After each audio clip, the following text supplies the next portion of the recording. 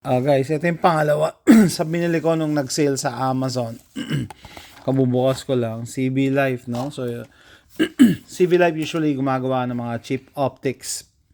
Pero as time goes by, gumanda na yung quality ng optics nila, and nag-venture na din sila sa mga kutsilyo. So, ito, fixed blade knife.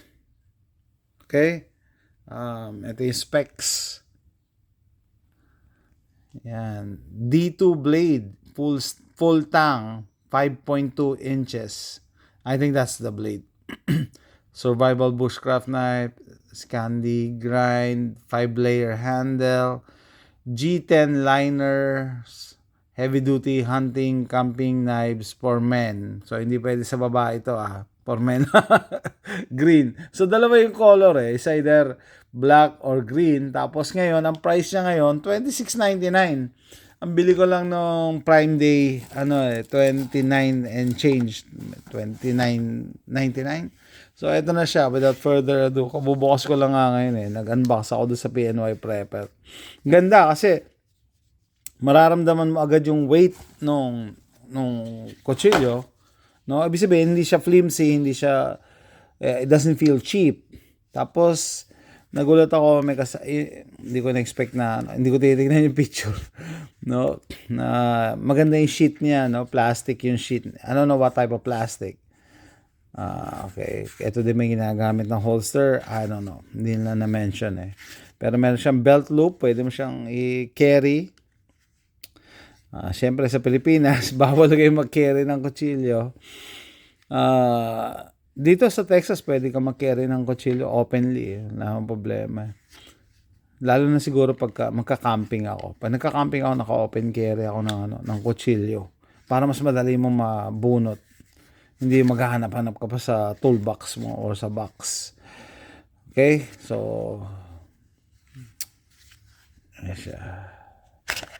Naglalak siya in place eh. Ayun ang ganda.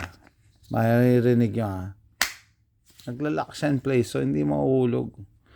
Hindi ko pala ginawa ito. Ayan. Shake test. There's no way na mahulog. So kahit tumakbo ka, lalo na siguro sa, pag nagka-camping ka, hiking. And doon sa property ko, nag-hike ako minsan doon. Matagal na ako din pala nag-hike. So, siya? G10 grip daw. Okay, yan yung type ng material na ginamit nila sa grip. Tapos may lining siya na red. So, I like it.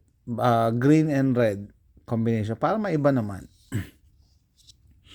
May butas dito para kung gusto mo lagyan ng tali or lanyard. Okay. Tapos dito maire-rest yung finger mo para may grip ka. Tapos dito serrated. Pero hindi naman sharp. Para may pressure point ka dyan na hindi dudulas. Yeah. Ganun din dito. Karakakapit. Maganda. Buti binili ko. Binasa ko lang yung mga reviews eh. Gustong-gusto ng mga nag-review. Kaya bumili ko. Tsaka, murang-mura. $19. No, saan ka pa? Marami akong knives eh. Kaso yung iba nakatago na. Sabi ko, ito siguro to. Gagamitin ko talaga to. Yung iba, nag-iwan ako sa kotse. Mga ganon. Kada kotse may knife. Hindi mo alam eh. Kung ano paggagamitan. Putol ka ng tali. Or mag-camping. Minsan, di ba, nag-camping kami. Naiwan ko yung knife. Pero yung kotse, meron na akong knife doon. So, no problem. Crisis averted. So, ito yung design ng grip panels. Hindi ko talaga alam bakit siya nag-hold dito. Wala naman siyang purpose. Survival knife to eh. Kaya maganda dyan. Pwede mo to itali sa kahoy. Tali mo. Magiging sibat to. Pwede mo pang hunting, pang fishing siguro. Kaso mabigat eh. No. Kydex. Hindi ko alam kung Kydex to eh. I don't know. Masyado namang mura pag Kydex. Baka plastic lang. Anyway. Yan. Ito pala.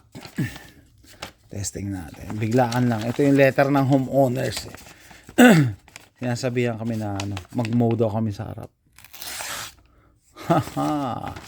Ano naman siya, matalim naman siya out of the box. Claim sila yung hawak. Matalim naman siya. Okay. So, ayan, CB Life. Sabi ko nga, no, yung CB Life, nag-improve na yung mga optics nila. Tapos ngayon, nagve-venture sila sa mga knives. Which, I think that's a good move kasi usually mga gun guys, knife guys din, no? Ano ibig sabihin? Yung mga mahilig sa barrel, mahilig din sa mga kutsilyo. And then, mas maganda mag-stick sa mga, full tang. Diyan mo makita yung quality. Ang tang ito, guys, yung tatawag dyan. Sabihin, diretso from the blade hanggang sa hawakan. So, full tang. Ito yung tang, yung, ano ba sa Tagalog ang tang? Yung, kalimutan ko yung Tagalog eh. Meron tinatawag na rat tail. Yung parang buntot lang daw So pagdating dito, manipis lang yung bakal, tapos tatakpan na lang nila ng handle. Kaya nila ginagawa ganito para ma-expose yung the rest of the metal, no? Na ibig sabihin, diretso yan, one piece na bakal yan. So hindi yan mababali basta. Hindi yan mababali. I don't know kung kaya mong baliin to. Unless intentional talaga na sisirain mo, no? Pero kita nyo yung kapal, no? Yung width ng bakal sa grip. Yung likod ng blade. Makapal yan. And the blade itself. And then maganda rin yung hasa ng blade nila. No? Tapos hindi ko alam kung ano yung coating na nilagay nila ito. Importante ang coating, no? So na-observe ko lang. Kasi knife guy din ako. Sa Pilipinas, magaling din tayo gumawa ng mga blades. 'Di ba? Tinatanong pa nga kung ano 'yan, bearing o molye. Magagawa ng balisong, 'di ba? Pero I don't think naglalagay sila ng coating. No, wala pa tayong technology maglagay ng coating. Sa mga backyard maker ng mga balisong. Maganda, matalas ang blade sa atin, matalim, kaso yung coating. Importante yung coating, na-realize ko. Lalo na pagka bushcraft knife kasi madaling kalawangin pag expose metal, madaling kalawangin. So wala tayong magagawa pag nakabili kayo ng ganon. Alaga dapat sa oil, palaging babad sa oil. Dati nakabili ako ng balisong, una kong balisong sa Batangas nilagay ko lang sa toolbox ko. Pag balik ko after a few years, puro kalawang na, sayang. No, wala kasing coating natin ang metal. Ito coated yan hanggang likod hanggang likod. So anyway guys, no, ang kamay ko XL, malaki ang kamay ko. Yan, sakto. Pero kaya din ng maliit ang kamay ito. Anyway guys, yan, quick unboxing video lang. Matagal na rin ako na knife vlog. And hindi ako bumibili basta-basta. Titignan ko muna yung mga reviews. Since ito ang ganda ng review, sabi ko, why not? Why not chalk nut for $19? Naglalak pa. Pwede kaya ito i-carry ng paside? I don't know, mabigat Yan, grabe yung locking system niya. Hindi mahulog pag tumakbo ka or umakyat ka sa puno. Okay guys, tapos ko na yung video to. Please click like and subscribe. And thanks for watching. Bye!